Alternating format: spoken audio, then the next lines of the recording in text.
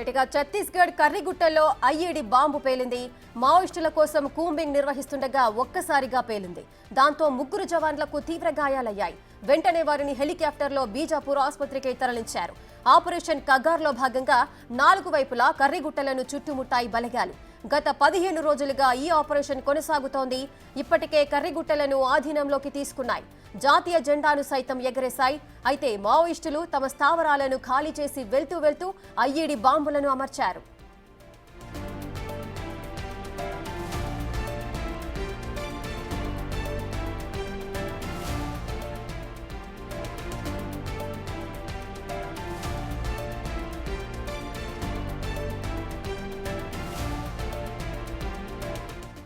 Operation Kagar అయితే కొనసాగుతోంది. Chhattisgarh కర్రిగుట్టల్లో IED bomb పేలింది. దీనికి సంబంధించిన పూర్తి డీటెయిల్స్ మా ప్రతినిధి వేణు అందిస్తారు. వేణు,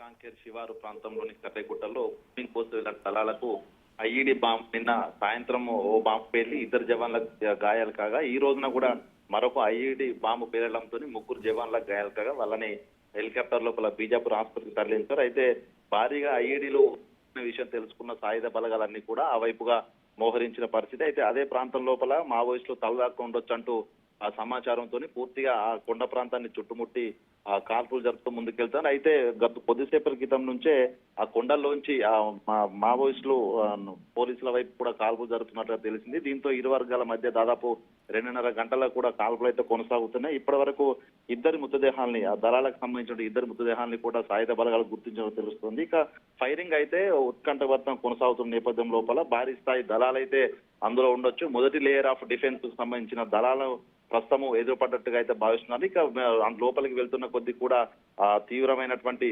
ఎదుర్కోటు తప్పదైనటువంటి పరిస్థితి కనిపిస్తోంది. మొత్తానికి ఈ ఘటనపై మావోయిస్టులకు సంబంధించినటువంటి కీలక నేతలందరూ కూడా అక్కడే ఉన్నటువంటి సమాచారం ఉన్నట్లు కూడా తెలుస్తుంది. దీంతోనే దాదాపు రాత్రి నుంచి కూడా హెలికాప్టర్ల ద్వారా పూర్తిగా ఆ ప్రాంతాన్ని జల్లెడ పెట్టారు. కానీ ఈ స్థాయి లోపల ప్రతిఘటన ఎదురవుతుందని కూడా సాయుధ బలగాలు భావించలేదు. కానీ ప్రస్తుతం ఎన్కౌంటర్ భీకరంగా సాగుతుండడంతో ప్రధానంగా మావోయిస్టు కీలక దళాలు అయితే హిడ్మా దళాలు కూడా ఉండొచ్చినటువంటి భావనతో భారీ స్థాయి లోపల ప్లాటూన్స్ అన్ని కూడా ప్రస్తుతం ఆ పూజారి కాంకేర్ శివార్ ప్రాంతానికి అయితే తరలిస్తున్న పరిస్థితి ఉంది. రేఖ, వేణు, అయితే ఐఈడీ బాంబు పేలిన ఘటనలో 3 జవాన్లకు గాయాలయ్యి అంటున్నారు. సో వారి పరిస్థితి ఏ విధంగా ఉంది? ఇంకా ఐఈడీ బాంబులు ఉండే అవకాశాలు ఉన్నాయా?